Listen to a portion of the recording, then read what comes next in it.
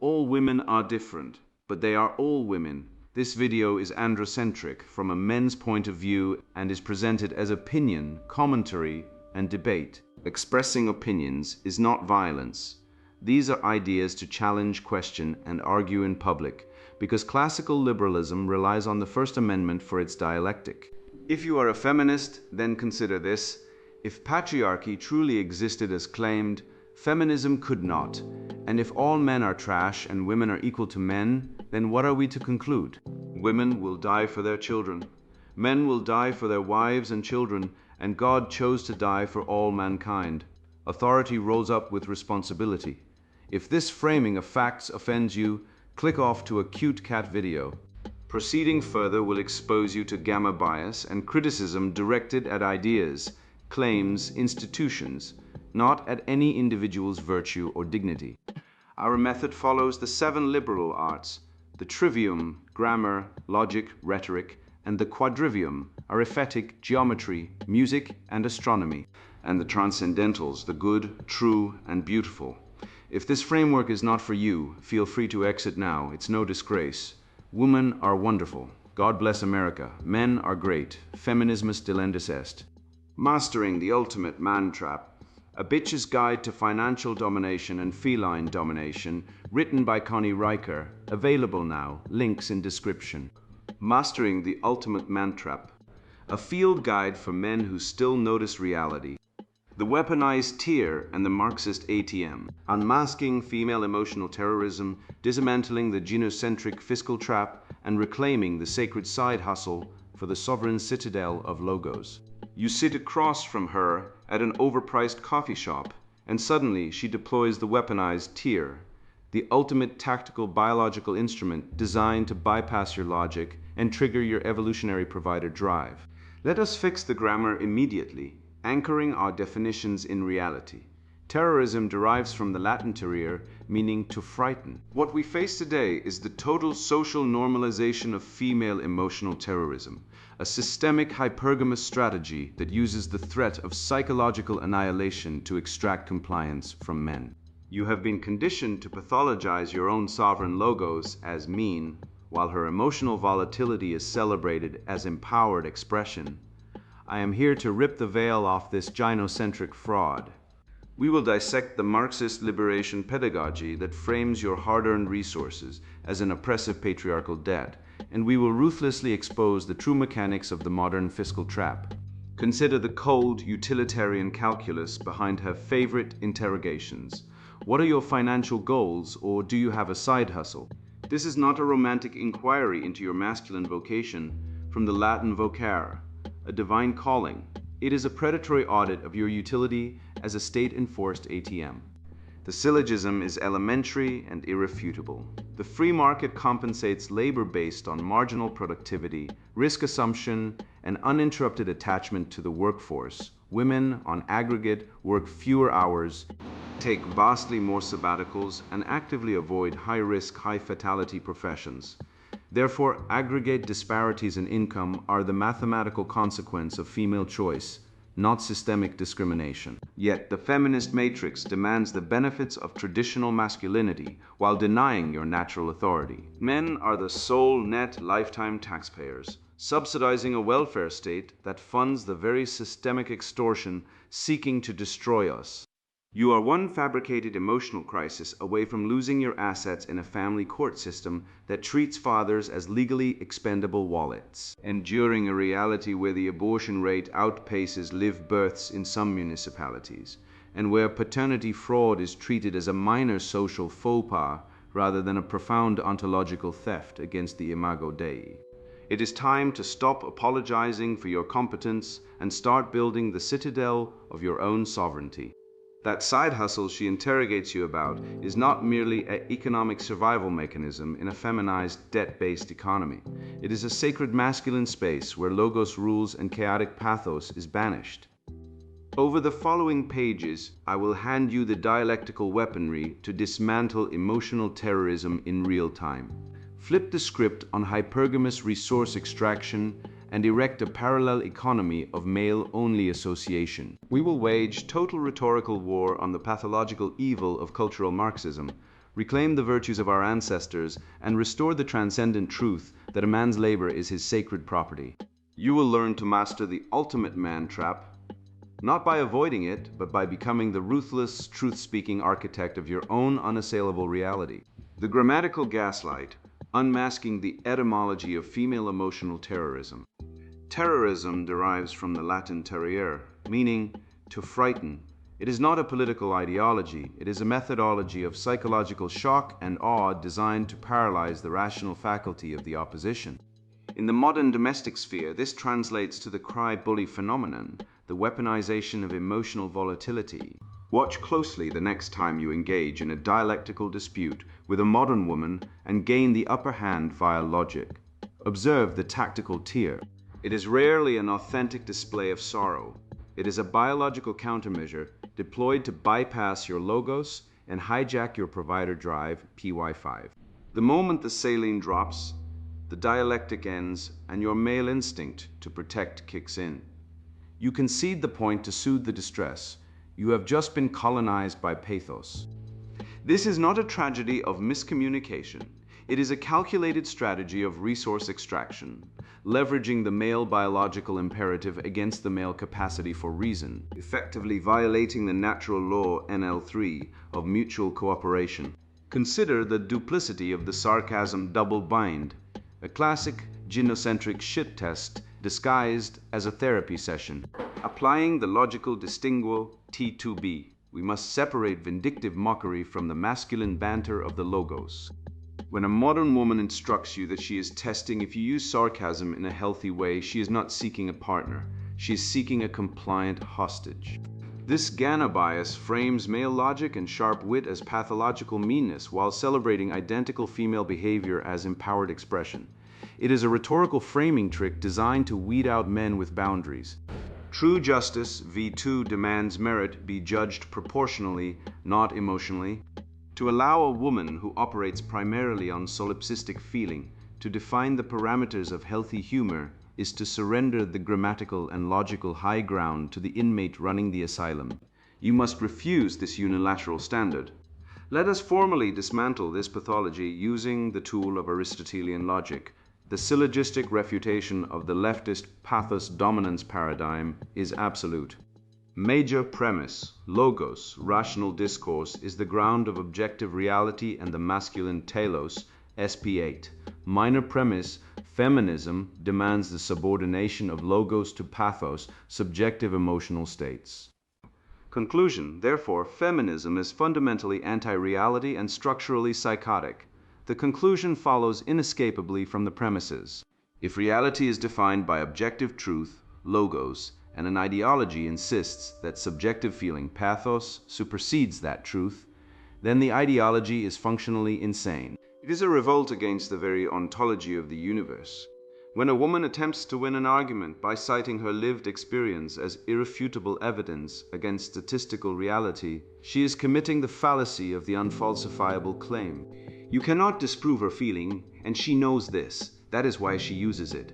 It is a rhetorical shield of impenetrable nothingness. You must learn to dismantle this emotional terrorism in real time. When she launches the interrogation, "Do you think I'm stupid? Or why are you being so mean?" do not apologize. Deploy the Socratic method to collapse the unfalsifiable. Respond with grammatical precision. Define mean in this context. Does mean signify a factual inaccuracy in my statement, or does it signify your emotional discomfort at hearing a truth you wish to deny? Anchor the conversation back to objective reality. Force her to define her terms. Trivium T1. By refusing to validate her unearned suffering, you secure the boundaries of your own sovereign logos. You are not her therapist, you are a man seeking truth. If she cannot survive the dialectic, she does not deserve to steer the ship of state. Through this lens, we must redeem the transcendental of the beautiful in male nature. The modern world tells you that masculinity is ugly and chaotic. This is a satanic inversion. True psychological beauty lies in the masculine capacity to bring order to internal chaos, masculine devsima, S1's 4. When a man utilizes sarcasm playfully, or when he flatly rejects the cry bully's demands, he is exercising his sovereign agency. PY1. He is refusing to be a captive bystander to manipulation. There is a profound aesthetic beauty in a man who stands unmoved by the hysterical storms of the feminine, a pillar of strength that refuses to bend to the winds of solipsism. This is the beauty of the immovable object, the Logos incarnate, bringing sanity to a world gone mad with feeling. The Thomistic remedy to this emotional tyranny is the cultivation of the Stoic effect PY7. The properly initiated masculine spirit feels fully, perhaps more deeply than the hysterical woman, but he expresses selectively. He possesses gravitas, V9. He is a man of weight and presence, not a performer of emotional theater. When the screaming starts, when the tears flow, when the accusations of toxicity fly, you must become the stone. Do not explain your emotions to justify hers. Do not match her volume. Simply look at her, state the truth, and hold the line. The properly ordered man operates from a center of stillness. He is the anchor that holds the ship steady while the tempest rages, refusing to let the chaos of the feminine drown the civilization he is sworn to protect. I assure you, once you successfully anchor your spirit in the unyielding bedrock of Stoic effect and ruthlessly rout the pathetic, tear-stained sieges of emotional terrorism, you will immediately discover the true, material objective of this psychological warfare. The disordered pathos of the modern female is but a biological battering ram designed to breach your rational perimeter so the literal looting of your livelihood can commence. Make no mistake. You are not merely fighting a war of feelings, you are defending a fortress of capital. The feminism that demands you subordinate your logos to her ever-shifting moods is the exact same demonic ideology that demands unrestricted access to your estate. When a woman realizes she cannot manipulate your soul, she will satiate her hypergamous envy by weaponizing the state to extract her tribute by force. Brace yourself to observe the sheer unvarnished gluttony of the gynocentric machine when it drops the mask of romantic vulnerability and reaches directly for your wallet. The liberation pedagogy of envy, deconstructing the gynocentric fiscal trap. Consider the cold, hard arithmetic of the modern gynocentric extortion racket, a system so brazen in its theft that it would make a highway robber blush. By every empirical metric, men function as the sole net lifetime taxpayers, pumping trillions into a bloated welfare state that fundamentally exists to subsidize female consumerism and poor life choices. While the masculine spirit generates industry, V8, building the bridges, mining the coal, and writing the code, Leviathan siphons this energy to fund the very bureaucratic Satanism that seeks to destroy him. This is not a societal partnership, it is a parasitic extraction. You are the host and the progressive state is the tick, fattening itself on your labor to finance the liberation of a demographic that somehow still requires your money to survive. The leftists and the high priestesses of grievance worship at the altar of Paulo Freire's Pedagogy of the Oppressed, a text revered in academic echo chambers as a liberation manual, but recognizable to any logical man as a baptized handbook of Marxist resentment. Let us define terms precisely, as grammar demands. Liberation, from the Latin liberare, implies setting free from constraint. Yet, in the semantic drift of cultural Marxism, it has come to mean the state-sanctioned right to another man's labor. This ideology frames men as the universal oppressor and women as the systemic oppressed, a narrative that violently inverts the natural hierarchy, NL4. It weaponizes female inadequacy and lack of representation in high-stress, high-mortality fields into a societal debt that you, the working man, are forced to pay. They preach a gospel where envy is sanctified and competence is demonized. Do not be fooled by the sophistry. Dismantle their arguments with the blade of formal logic. Consider the feminist wage gap myth, a statistical apparition dragged out every election cycle to stir up acedia. BC 5, the refusal to accept reality. We construct a categorical syllogism. Major premise: the free market compensates labor based on marginal productivity, assumed risk, and continuous attachment to the workforce. Minor premise: women on aggregate voluntarily select lower risk professions, work fewer lifetime hours, and take frequent sabbaticals for childcare. Conclusion: Therefore, aggregate disparities in lifetime income are the mathematical consequence of aggregate individual choices, not systemic discrimination. QED. The leftist theory is self-refuting. If women were truly paid less for equal work, the greedy capitalists they despise would hire exclusively women to maximize profit. They do not, because the premise is a lie. Why, then, does the modern woman deploy the interrogation, "What are your financial goals?" with the mechanical precision of an IRS auditor? This is the hypophora of hypergamy. She asks because her evolutionary biology demands a surplus to extract, even as her feminist ideology denies you the authority to lead the household. She seeks the benefits of the patriarch, provision and protection, while reserving the right to detonate the family unit on a whim, aided by a family court system that treats fathers as ATM machines and children as state property. Her inquiry is not an assessment of your vocation, SP2 or character. It is a cold utilitarian calculation of your utility as a state-enforced extractor of resources.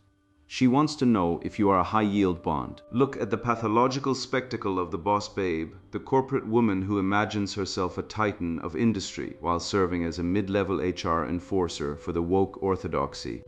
This creature is driven by acedia, VC5, a profound spiritual sloth that rejects the feminine telos of nurturing life, opting instead to mimetically compete with men in the sterile arena of corporate bureaucracy.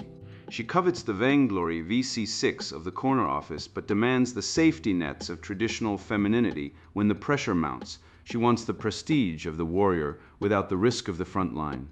It is a cosmic joke, a rejection of nature so profound that it leaves her barren and medicated, clutching a participation trophy from the Human Resources Department while wondering why she is miserable.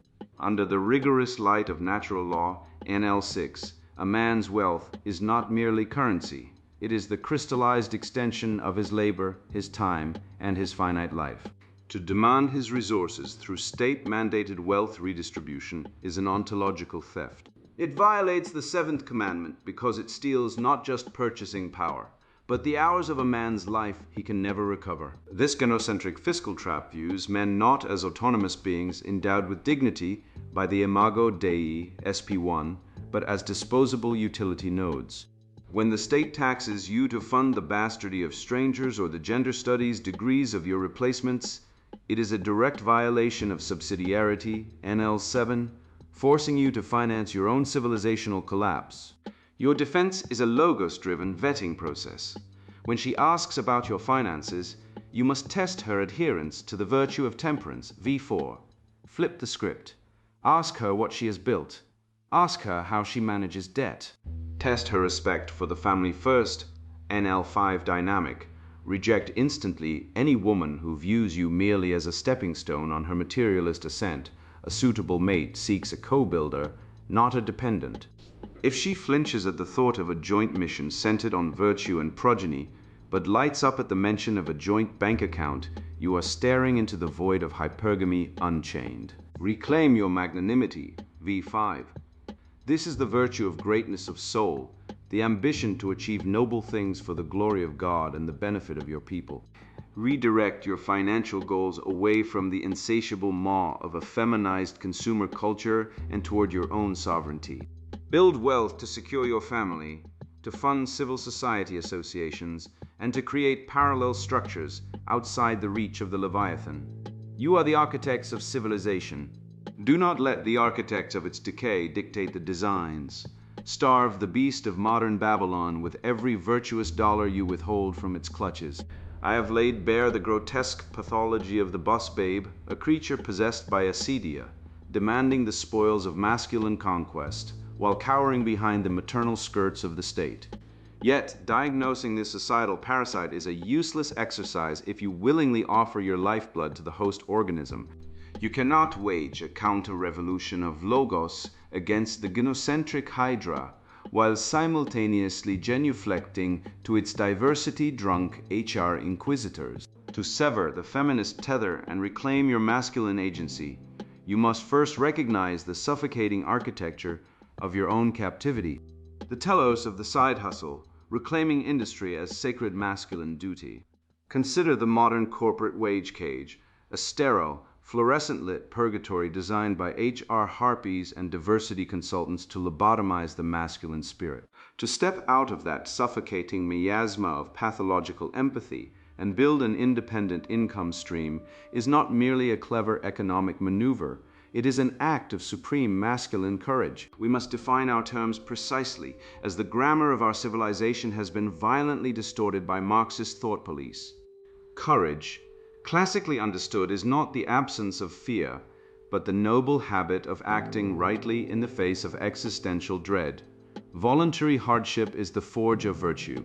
By rejecting the safetyism endemic to the leftist matriarchy, the soul-crushing comfort that demands absolute conformity in exchange for a biweekly pittance, you reclaim your agency.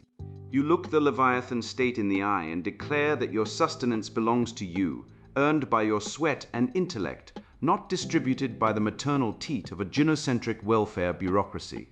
To understand the profound degradation of our economic language, we must examine the etymological gulf between vocation and the modern side hustle. Vocation descends from the Latin vocare, to call. It implies a transcendent summons, a sacred duty ordained by the Logos, wherein a man's daily labor perfectly aligns with his ontological purpose. He works not merely to survive, but to instantiate the good. Contrast this with hustle, a word born of predatory fatigue, evoking images of desperate men fleeing debtors or swindling marks. Cultural Marxism has systematically dismantled the sacred apprenticeship mastery ladder, stripping the working man of his noble guild and his communal dignity, reducing him to an atomized hustler scrambling for digital fiat in a hyper-inflated, debt-based economy.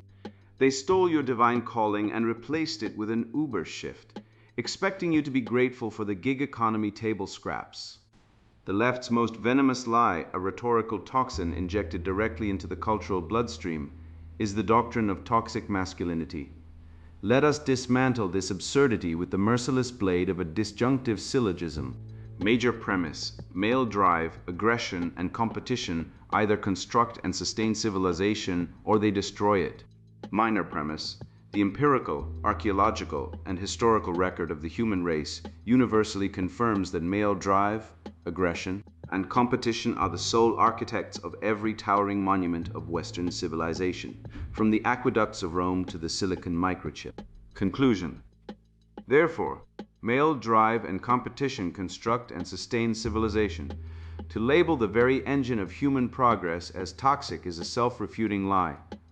The only toxicity is the pathological resentment of the cultural Marxists who, incapable of building anything themselves, seek to pathologize the competence of their betters. Male resourcefulness is not a disease to be treated by human resources.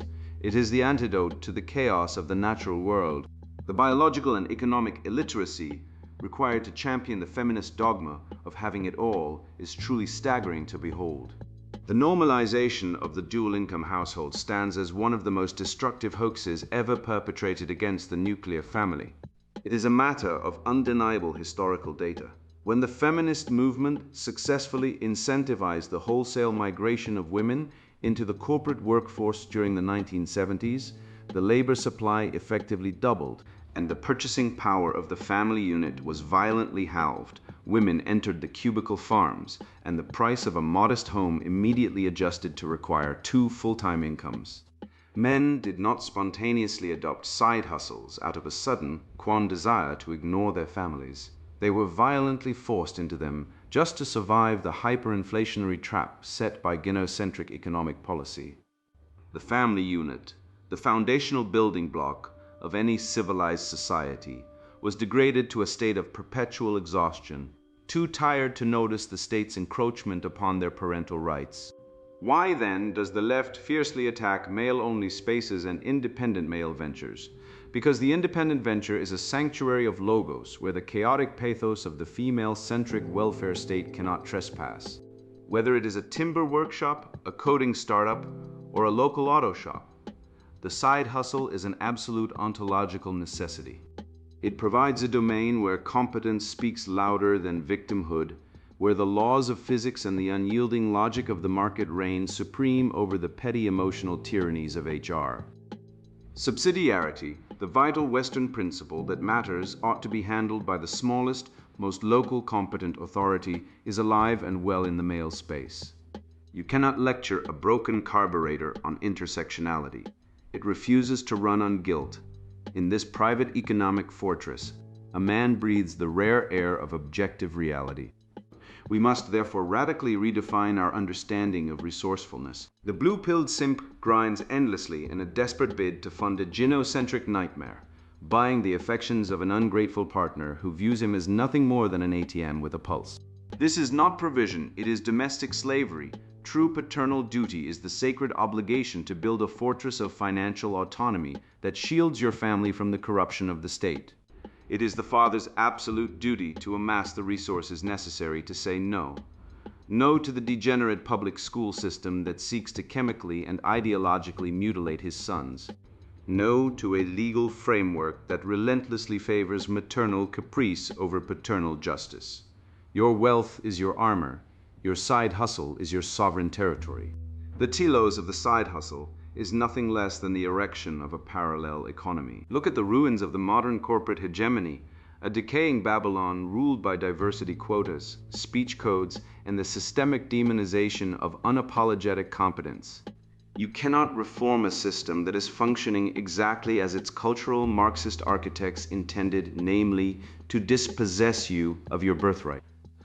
The rational man does not beg for a seat at a table that is actively poisoning him. He builds his own.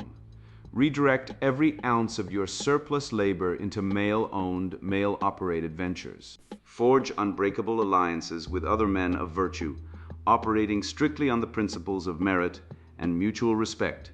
Starve the woke beast of your tax dollars and your genius. Build a parallel civilization grounded in the logos, and let the hollowed-out husk of the matriarchy collapse under its own unnatural parasitic weight. If your passive compliance is the lifeblood of this anti-civilization, then your absolute, unapologetic refusal is the tourniquet that saves your soul. To sever the vein, you must master the most weaponized syllable in the Western canon: no. We have been culturally gaslit by the gynocentric matrix into believing that temperance, the cardinal virtue derived from the Latin temper, meaning to govern, restrain, and mix in proper proportion, requires you to politely tolerate the shrieking emotional terrorism of modern women and the insatiable appetite of the state. I tell you, this is a categorical inversion of the truth. True masculine temperance is the iron gate of the will. It is the tactical, ruthless refusal to validate the delusions of hypergamy, the absolute denial of commitment to those who offer no honor, and the permanent withholding of your vital resources from a parasite class that actively seeks your destruction. The architecture of the androcentric exit, recreating the citadel of logos. According to the Centers for Disease Control and Prevention, the suicide rate among men in the United States is nearly 4 times higher than that of women. We are living amidst a silent slaughter of the architects of civilization, and yet the Marxist megaphone of cultural decay commands you to check your privilege. This is not a public health crisis. It is the eschatological terminus of a gynocentric death cult. Thomas Aquinas defined evil not as a positive substance, but as a privation, a vacuum of due good. Look at the modern Babylon we inhabit.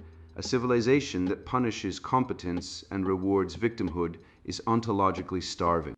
A society built on the lie of gender equivalence and the systematic theft of male labor is not progressing. It is decomposing. It is a corpse animated only by the stolen capital of the very men it despises. And your compliance is the life support system of your own destruction. The entire structural integrity of this woke matrix depends on a conspiracy of silence, enforced by the terror of social ostracization and the gamma bias of a feminized media. It relies on you being too terrified to point out that the emperor is not only naked, but biologically male and demanding you pay for his hormones. You must speak the truth with the furious intensity of a man who has nothing left to lose and a civilization to reclaim. Women are inherently hypergamous. They seek the highest status male their beauty can capture, and failing that, they enlist the state as a substitute husband. The state is inherently parasitic, weaponizing the family courts to transfer wealth from industrious men to ungrateful dependents. Leftist ideology is inherently evil, rotting the foundations of reality with the lie that equality of outcome is righteous. Simply refusing to parrot the lie is an act of rebellion. Naming these demons shrinks their power to a pathetic, whimpering shadow. Let us perform a sharp distinguo on the nature of male desire. The gynocentric matrix sells you the Hollywood fantasy that your highest calling is to be loved by a woman. This is a trap of pathetic proportions. The psychological architecture of the male is wired for respect, not affection. A woman who demands your resources, your time and your sweat, while simultaneously denying your natural headship and mocking your authority, is not offering you love. She is fitting you for a collar. To accept the premise that a man should be grateful for the love of a disrespectful partner is to accept the status of a household pet. We do not seek the warm, fuzzy validation of the nurturer. We seek the steely-eyed recognition of the sovereign. A man without respect is a king without a castle, a pathetic wanderer in his own realm. This brings us to the martial virtue of temperance, radically redefined for the modern war. Temperance is not simply abstaining from the bottle. It is the strategic, ruthless refusal to validate the delusions of modern women. Saying no is the highest moral act of the contemporary man. Refusing to commit to a woman burdened with debt and a body count higher than her credit score is not cruelty, it is sanity. Refusing to validate the emotional terrorism of a society that calls masculinity toxic is a duty. Refusing to hand over your unearned resources to a state that uses them to fund the abortion mills and the welfare checks of the strong and independent is a profound civilization-saving imperative. Your no is the wall they cannot scale. To fortify your spine, let us reduce the collapse of the gynocentric state to the cold, hard steel of a syllogism. Major premise: men possess innate logos and physical agency granted by the imago Dei, orienting them toward creation and order. Minor premise: the gynocentric welfare state relies entirely on the suppression and taxation of this male agency to fund its existence. Conclusion: therefore, the wholesale withdrawal of male participation, going your own way, building your own wealth, starving the beast, is the logically necessary mechanism for the destruction of this anti-civilization. It is mathematically inevitable. You cannot feed a parasite and expect it to die. Stop feeding it. As the old world crumbles under the weight of its own estrogenic insanity, we must look to the rarely cited traditions of Western civilization to rebuild. The mixed constitution of antiquity understood that voting must be tethered to skin in the game. A republic where the parasite class votes itself, the wealth of the producer class, is not a democracy. It is a slow-motion lynching of the competent. Political authority must be restored to those who carry the burden.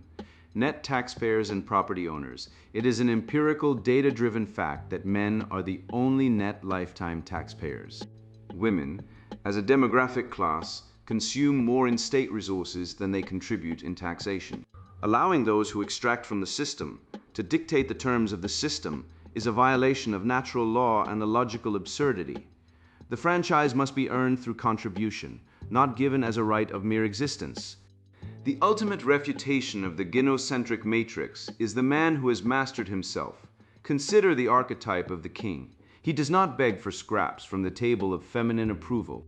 He has conquered his desire for female validation, realizing it is a bottomless pit of manipulation. He has built his own citadel of wealth, competence, and ironclad boundaries. This man is a living contradiction to the lies of feminism. He does not need to argue with the screeching harridans of the left. His mere existence, his silent, competent sovereignty, provides proof of the truth that the masculine spirit cannot be broken. He is the patriarch they fear, and he is the architect of the world they will inevitably inhabit once their lies consume them. This reconstruction begins in the monastery of the mind. You must form accountability bands, small, tight-knit groups of men who hold each other to the standard of the logos. Silence the shrill, chaotic voices of the feminine matrix and take up the hero path. Discipline your body, sharpen your intellect, and amass your capital. Let the transcendentals, the good, the true, and the beautiful, be your soul guiding lights. The good is what you build. The true is the reality you accept without flinching. The beautiful is the order you impose on the chaos. Walk forward, knowing that the future belongs to those who show up, build, and refuse to apologize for their strength. You have been fed a diet of pathological lies since the day you could first breathe. You were told that your masculine drive was toxic, that your rational logic was oppressive, and that your ultimate purpose was to serve as a disposable beast of burden for a perpetually ungrateful matriarchy. Look at the empirical wreckage of this gynocentric dystopia. Nearly 80% of all suicides are men, over 80% of homeless are men, and family courts routinely treat fathers as little more than state-enforced ATMs, seizing the children they love to subsidize the chaotic whims of their mothers. We exist under a systemic conspiracy of silence regarding female nature, a relentless shadow campaign designed to hide the devastating realities of hypergamy, the weaponization of emotional terrorism, and a cuckoldry rate that quietly mocks the very concept of paternal certainty. The feminine matrix demands your unyielding submission, your silenced voice, your endless apologies, and the fruit of your labor. But you have just walked through the fire and emerged with your eyes wide open. By dissecting the Marxist framing, dismantling the false grammar of emotional intelligence, and deploying the merciless blade of Aristotelian logic, you have broken the spell. You now clearly see the shitness and the artificial guilt, and you realize that the modern feminist dogma is a self-refuting absurdity, a shrieking, sterile ideology that desperately bites the very masculine hand that built, fed, and defended the entirety of human civilization. You are no longer a confused prisoner of the blue pill delusion. You are a master of the logos, an initiated sovereign with an absolute mandate to build your own citadel far away from the toxic rot of modern Babylon. You have remembered that your male nature is not a crime, but a glorious transcendent reflection of the divine imago Dei. Armed with the timeless traditions of the Western canon, you now know exactly what you must do. You must fiercely protect your time, your sovereignty, and your wealth, the true extensions of your finite life, refusing to hand them over to any state or shrieking harpy that attempts to guilt you into funding her bitter, empurpled rebellion against natural law. Build your side hustle not as a desperate scramble to impress some depreciating modern woman, but as a sacred vocation, a fortified monastery of the mind that completely excludes the insane hysteria of the woke mob. Cultivate your stoic gravitas, ruthlessly mock the absurd hypocrisies of the left with the righteous, joyful wit of a free man, and stand tall in the uncompromising truth. You have been grasped by the living spirit of Western civilization, a glorious lineage of heroes, builders, and logicians who refuse to let the light of reason be extinguished by the dark ages of feminist emotionalism. You are completely awake, you are irrevocably free, and your newfound agency is the spark that will burn this degenerate modern matrix to the ground.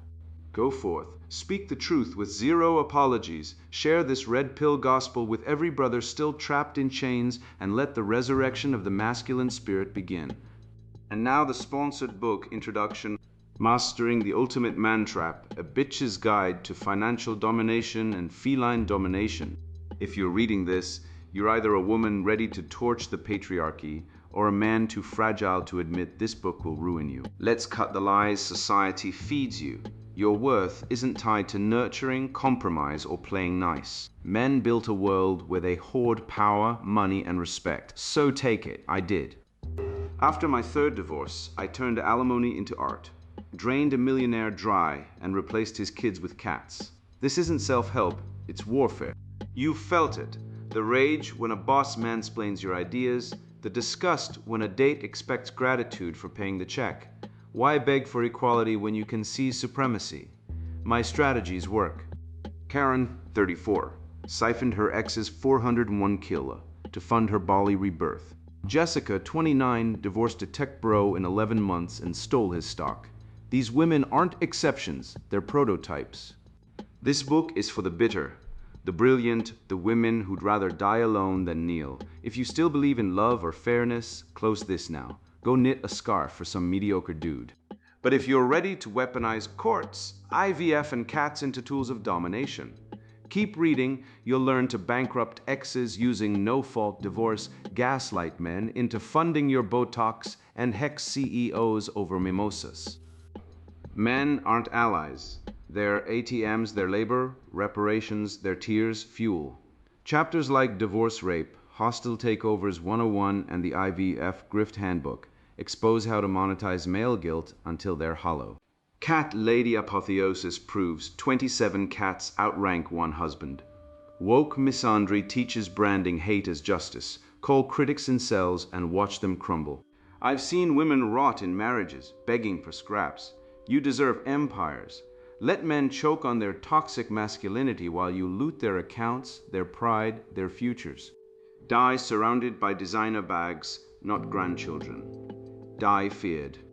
Non-target readers. This isn't your redemption arc. Put the book down. Men, return to your video games. Pick me women, keep scrubbing his toilets. The rest of us. We're building a world where cats reign, banks bleed, and patriarchy burns. Let's begin. Mastering the Ultimate Man Trap, a bitch's guide to financial domination and feline domination, written by Connie Riker. Buy now, links in description.